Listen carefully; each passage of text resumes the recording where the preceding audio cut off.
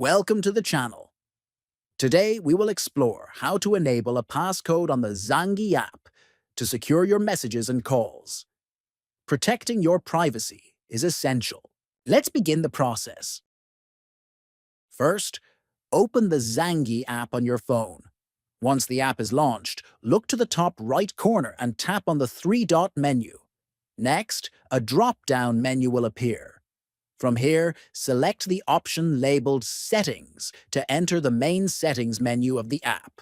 After that, from the settings list, select Privacy. Next, look for Passcode Lock and tap on it. Then, click on Turn Passcode Lock On to start setting your code. Enter a 4-digit code that you can remember but is hard for others to guess. Finally, confirm the passcode by entering it again. Once confirmed, your passcode will be active and your Zangi account will be secured. Following these steps ensures your account and messages remain private and protected at all times.